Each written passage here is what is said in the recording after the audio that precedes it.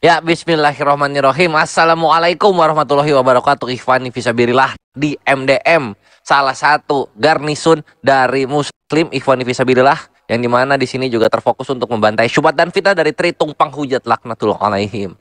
Dan juga assalamualaikum warahmatullahi wabarakatuh yang ada di Triun Slayer Comment Center.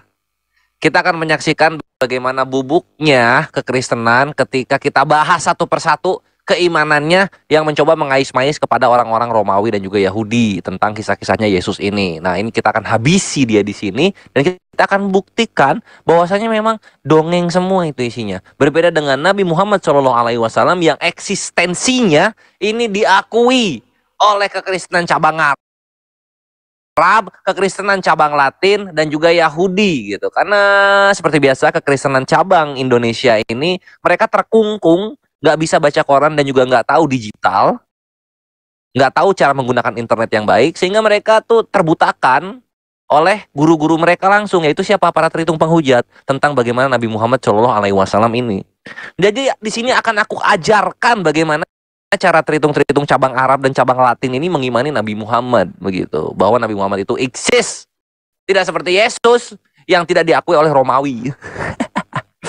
Dan ini akan menjadi sebuah kepedihan tersendiri karena ternyata apa yang mereka sebut kebenaran itu datangnya dari biblos-biblos mereka sendiri. Beruntung kawan mereka itu siapa tuh, Petrus, Simon yang kayak begitu-begitu tidak menceritakan hal yang aneh-aneh gitu, sehingga buat mereka merasa aman. Tapi tenang, karena hal yang aneh-aneh mengenai keimanan kalian akan bawakan oleh Kores ke muka kalian sendiri. Jadi stay tune terus. Dan untuk nanti data-datanya kita akan melihat saat dialog berlangsung. Lalu apalagi ya? Oh iya, soal ini ya, soal pendongengan ini definisinya begini dalam dongeng itu. Jika cerita-cerita yang diajukan dalam kitab suci tidak ada data-data eksternalnya yang mendukung, maka itu cerita adalah dongeng. Lalu kemudian jika banyak cerita-cerita yang bertentangan dengan fakta sains, maka itulah dongeng. Lalu kemudian jika cerita-cerita kisah moralitas itu tidak ada sama sekali satu negara pun di dunia yang tidak menggunakan, maka itu dongeng. Lalu kemudian jika tidak ada satupun kitab yang hanya bisa berdiri sendiri seperti Al-Quran, maka itu dongeng. Lalu kemudian jika ternyata kisah-kisahnya tidak sesuai dengan apa yang diimani oleh para nabi-nabi, malah cocoknya ke pagan, itu jatuhnya juga dongeng. Lalu jika terbukti bahwa biblos ini menggunakan nama-nama yang seharusnya bukan dari kaumnya, maka ini terbukti dongeng. Jadi stay tune terus. Dan untuk nanti data-datanya kita akan melihat saat dialog berlangsung. Bandingkan apakah tokoh Muhammad atau tokoh Yesus ini benar-benar tokoh sejarah atau hanya tokoh hayalan. Saya tadi sudah mengatakan kenapa orang-orang Kristen, kenapa dan khususnya saya percaya bahwa Yesus tokoh sejarah. Sudah saya jelaskan. Nah, sekarang ke teman-teman Muslim. Tanya umat Muslim dari ujung langit ke ujung langit, ya. Tidak akan mungkin ada umat Muslim yang bisa mengatakan tentang Muhammad, ya, bahwa Muhammad jadi nabi umur 40, dadanya dibelah, kemudian dia mata hanus ke Gua Hiro. Dari Quran nggak bakal ada itu. Sampai kiamat dunia nggak bakal ada itu cerita itu. Nah, saya ketika mempelajari Al-Quran, karena memang ini bidang saya, 9 tahun saya bergumul mempelajarinya, tidak pernah saya temukan sosok Muhammad seperti yang diceritakan oleh umat Islam. Nggak pernah ada itu dalam Quran, sosok Muhammad yang demikian. Ya, coba tunjuk ayat mana dalam Quran Muhammad jadi nabi umur 40. Nggak bakal ada. Sampai kiamat nggak bakal ada. Ya, Muhammad dadanya dibelah, kemudian ini nggak bakal ada itu cerita itu dalam Quran. Nah, pertanyaan saya begini, simple. Pertanyaan saya begini, kalau Muhammad adalah tokoh sejarah, tolong ceritakan kepada saya, Muhammad lahir pada masa pemerintahan siapa? Tentu saja Muhammad bukan lahir di dalam hutan yang nggak ada pemerintahan. Apalagi umat Muslim percaya bahwa Mekah itu merupakan ibu dari segala kota, kota tertua di dunia. Karena dikatakan ibu dari segala kota. Tentu saja kota ini sudah berperadaban, sudah berpenghuni, sudah ada manusia, ada pemerintahan, ada gubernur, ada ini dan segala macam. Kalau kalian tanya tokoh Yesus, Yesus lahir pada masa pemerintahan siapa? Jelas. Lahir pada masa pemerintahan Kaisar Agustus pada saat itu pemerintah. Silakan. Jadi Muhammad lahir pada masa pemerintahan siapa? Silakan. Ya, mulai menarik. Opening statement masing-masing sudah disampaikan. Tinggal waktunya 5 menit kali 4 kali. Nanti kita saling sanggah menyanggah. Edis mengaku belajar, tapi saya sedikit tertawa karena salah belajar. Silakan Kang Kores. Ya, cek. Ya. Nah, di sini kena dia. Nah, sekarang gini, inilah yang gua bilang tadi gitu. Kekristenan ini mereka tidak bisa berdiri sendiri tanpa bawa-bawa pagan Romawi dan juga Yahudi. Sekarang, ketika lu bilang Yesus lahir di zaman Kaisar, mana coba literasi Romawi yang menyatakan bahwa Yesus lahir di zaman Kaisar? Biar meledak lu di situ. Ayo, mana? Ada nggak? Ada nggak? Ada nggak? kan nggak ada kan? Nah, ini disinilah menyedihkannya sebuah kekristenan begitu. Ngais-ngais pagan Romawi, diambil cara pernikahannya, tapi tidak diakui oleh para Romawinya sendiri. Ngomong hidup di Pontius Pilatus, mana literasinya Pontius Pilatus menyatakan Yesus hidup di zamannya dia? Nggak ada kan? Sedih nggak tuh? Nah sekarang, tapi kalau misalnya Rasulullah SAW, nah di sini akan aku buka ya, bentar-bentar. Abre.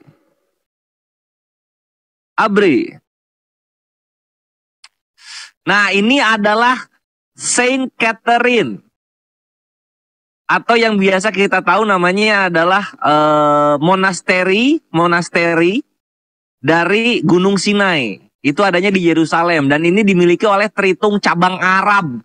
Perhatikan apa yang dikatakan oleh Tritung Cabang Arab ya. Jadi Nabi Muhammad SAW ini hidup ketika Tritung Cabang Arab mempunyai Mount Sinai Monastery, dan Mount Sinai Monastery ini masih ada sampai sekarang. Ya, yang ini nih. Mount Sinai Monastery. Nah, ini punyanya Tritung Cabang Arab yang denomnya ortodok ya. Nah, perhatikan apa yang dikatakan oleh Tritung Cabang Arab ini. Lu kan minta siapa yang sedang berkuasa nih. Nah, di Yerusalem ini ada yang sedang berkuasa nih, otoritas dari Tritungnya sendiri. Perhatikan di sini lu jangan taguncang ya. Di sini dikatakan according to tradition preserved at Sinai, menurut tradisi yang dilestarikan di Sinai, Muhammad buat new and visited the monastery. Muhammad SAW ini diketahui dan mengunjungi monasteri ini. Dan the Sinai Father, bapak-bapak gereja Sinai, dan juga Quran makes mention of the Sinai holy sites. Dan juga Al-Quran mention tentang situs suci Sinai ini. Nah, lalu di sini katakan apa coba? In the second years of Hijrah, di tahun kedua Hijriah, corresponding to AD 623 nih. Ya, 623, a delegation from Sinai requested a letter of protection from Muhammad. Delegasi dari Sinai, berarti bapak-bapak gereja ini, si Tritung Cabang Arab, nenek moyangnya Edis, memohon surat perlindungan dari Muhammad. Dan ini dikabulkan. Dar, selamat datang di kebenaran lu. Ayo mau gimana lu? Coba, Tritung Cabang Arabnya aja mengakui and authorized by him. Lalu kemudian disahkan oleh dia sendiri, oleh Nabi Muhammad SAW sendiri. Di mana itu tertulis? Di sini nih ya. Ini kalau misalnya kita lihat, kita gedein. Nah ini ya. Muhammad bin Abdullah Rasulullah. Nah ini ya. Jedor, selamat datang di kebenaran. Sekarang mana? Ini gue tanya balik ke lu ya. Mana Kaisar Agustus sama Pontius Pilatus mengakui Yesus ada? Mana? Coba cari literasinya yang tahun 1. Ini kan tahun 623 Nabi Muhammad hidup nih. Nah sekarang yang tahun 1 ketika Yesus ada tuh yang cuma 3,5 tahun. Mana orang-orang Romawi yang mengakuinya? Literasinya mana? Ini Tritung Cabang Arab udah mengakui. Di sini lu kalah 1 langkah, Edis. Coba. Terbukti ya. Ini satu terbukti Nabi Muhammad eksis, bukan dongeng. Tapi Yesus sampai sekarang belum terbukti bahwa dia itu bukan dongeng. Ayo dong, masa Tuhan lo mau dibikin dongeng-dongeng aja? Satu data nih baru gua kasih. Ayo dong. Kalau misalnya ampe lu nggak bisa membuktikan, gue akan maju ke variabel lainnya yang menyatakan bahwa memang Yesus ini dongeng. Karena tidak ada literasi yang mendukung Yesus ada di tahun 1. Berikut Yesus juga nggak ada artinya berarti dalam Yunani. Sus itu artinya kuda, yaitu kamu. Masa kamu kuda artinya, ya nggak? Itu lu mesti bisa ngebuktikan. Gue udah ngebawain ini nih, Pattern of Muhammad, Atinem. Dari sinaimonasteri.com. Ini datanya. Nih. Nih. Ini datanya. Dan ini datanya semua ya. Dari Tritung cabang Arabnya langsung, my bre. Jangan kabur-kaburan, guys. Buktiin Kaisar Agustus dan Pontius Pilatus yang lu bawa ini mengakui Yesus ada. Kalau tidak ya sudah, Tuhan lu dongeng. Dibuktikan ternyata dari pihak Kristen. Baik, satu pukulan pertama di ronde pertama ya setelah opening statement. Saya tidak akan masuk ke substansi. Silakan Bro Edis untuk menanggapi pertama kali. Baik, terima kasih. Ya, jadi si Calvin ini ketara sekali seperti orang yang kebanyakan ngobat ya. Padahal tadi yang saya tanya simple. Kalau kalian bertanya kepada orang Kristen, Yesus dilahirkan pada masa pemerintahan siapa? Maka semua orang Kristen akan menjawab berdasarkan Bible. Bukan berdasarkan tulisannya Pontius Pilatus atau tulisannya Kaisar Agustus dan lain-lain sebagainya. Ya. Tetapi kami menggunakan Bible sebagai rujukannya. Yang jadi pertanyaan saya sekarang adalah tokoh Muhammad, kalau Muhammad ini adalah tokoh sejarah, dia lahir pada masa pemerintahan siapa? Itu yang saya jawab. Tapi tidak tahu kenapa tadi si Calvin ini malah mengemis-ngemis entah apa yang dikais-kais, saya tidak tahu. Padahal Al-Quran sendiri mengatakan bahwa Quran itu menjelaskan segala sesuatu.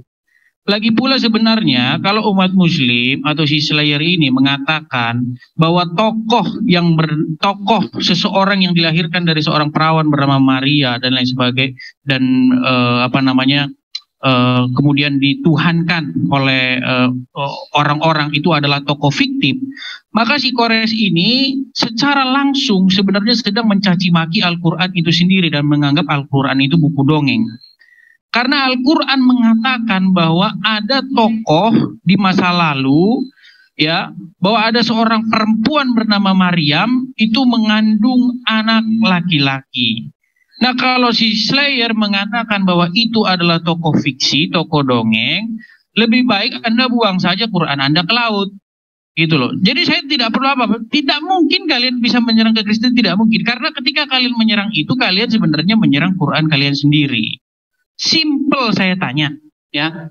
Sebenarnya tokoh Muhammad itu lahir pada masa pemerintahan siapa? Itu saja yang saya tanya. Simple, ya. Karena kalian percaya bahwa tokoh Muhammad itu lahir di tengah-tengah umat manusia, bukan lahir di hutan yang nggak ada manusianya. Nah, tolong kabarkan kepada saya, gunakanlah literatur-literatur Islam.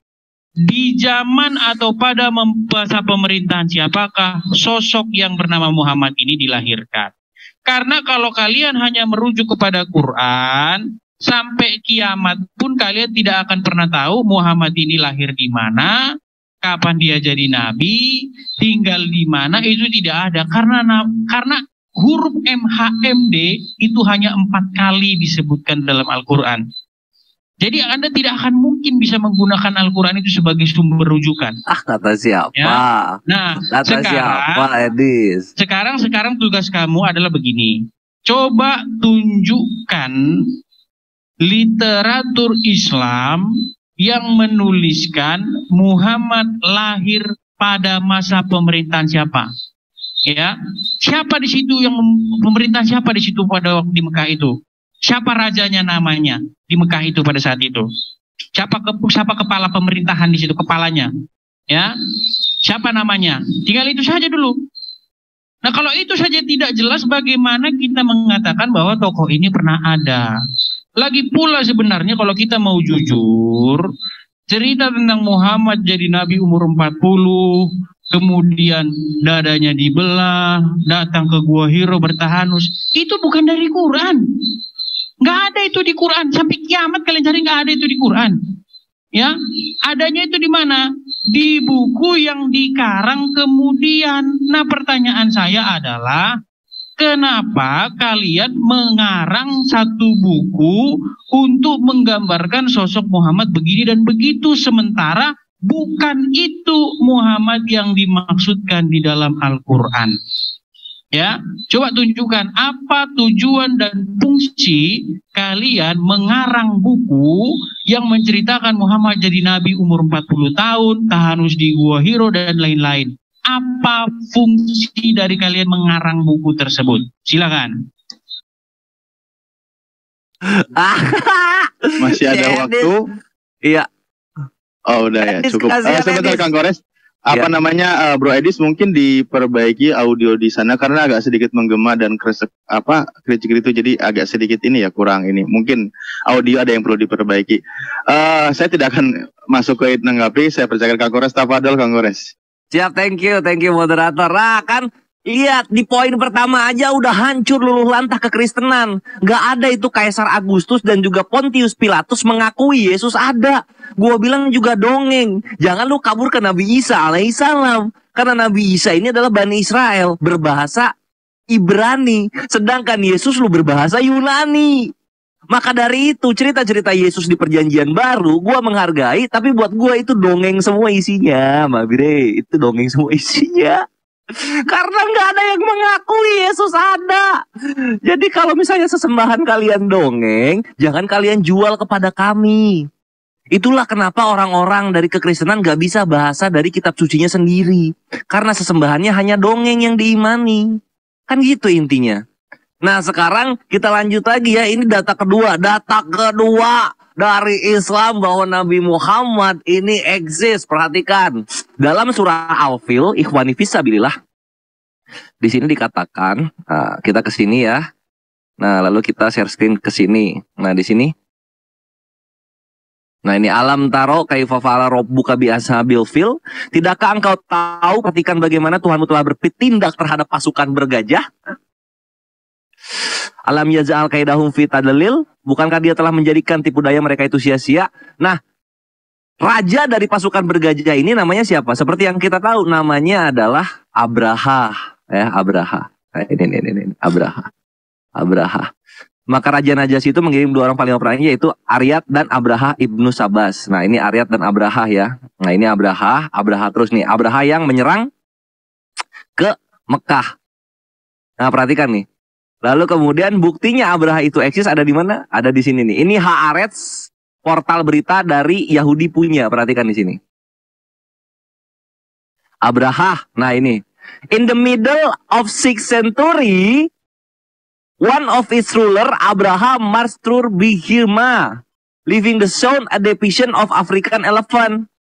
Di pertengahan abad ke-6, salah satu pemimpinnya Abraha ini marching melalui Birhima, meninggalkan batu jejak-jejak dari gajah Afrika. Jedar, selamat datang di kebenaran lu dasar tukang takia Korintus.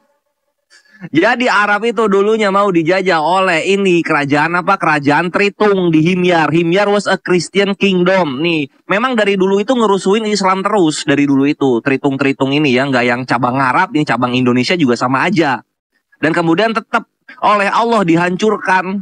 Nih lihat nih. Tadi kan lu minta dari Al-Quran mana di zaman siapa? Ini zaman Abraha, my bre. Zaman Abraha. Abad 6 itu ada Abraha di sana. Yang dihancurin oleh burung ababil. Yang dimana burung ababil ini membawa batu dari tanah liat yang dibakar. Selamat datang di kebenaran. Makanya Yesus lu itu cuma dongeng, Edis. Pontius Pilatus, Kaisar Agustus ini nggak pernah mengakui Yesus lu ada. Nah, sekarang ini kalau misalnya kita ini waktu pause dulu, aku mau share screen lagi ya. Aku mau share screen ini, gua kasih lu Yesus tuh kayak gimana bentuknya. Bentar. Jesus. Pause dulu ya, Ikhwah. Pedih ini. Sini. Nih, ini data yang diimani oleh orang-orang dari scholar-scholar ya. Perhatikan di sini. Perhatikan di sini. Nah, ini ya. Perhaps it is unsurprising. Ini yang nulis ini orang Kristen sendiri ya. Ini Joan Taylor. Lihat ini. Ini yang nulisnya. Joan Taylor profesor dalam aslinya kekristenan dan juga bait suci kedua dari Yahudi. John Taylor ini yang nulis. Lihat, perhatikan apa yang ditulis oleh John Taylor. It is unsurprising, ini tidak mengagetkan bahwa Yesus itu terlihat berantakan oleh seorang sekulernya Yunani bernama Celsus yang ditulis di mid-2nd century dalam perlawanan melawan kekristenan. Celsus did his homework. Celsus melakukan PR-nya. Dia mewawancari orang-orang dan dia penasaran Yesus itu kelihatannya seperti apa, gitu kan? Lalu kemudian di sini si Celsus ini dia mendapatkan data bahwasanya Yesus yang dikenal itu dia hidupnya adalah meminta-minta dan menerima donasi. Yesus yang dikenal oleh Celsus orang Yunani itu hidupnya minta-minta dan juga menerima donasi. Selamat datang di kebenaran, ini bentuknya Yesus ya. Ini bentuknya Yesus yang asli. Oleh Celsus. Lu bantah data ini. Jadi Yesus yang diceritakan kekristenan itu lebih kepada dongeng, sementara Yesus yang asli dia sebenarnya hidup minta-minta donasi dia di sini ya. Ini datanya dari John Taylor, jangan marahin gua. John Taylor yang ngomong. Itu my bre. Yam. Oke, waktunya sudah habis ternyata. Ya, pukul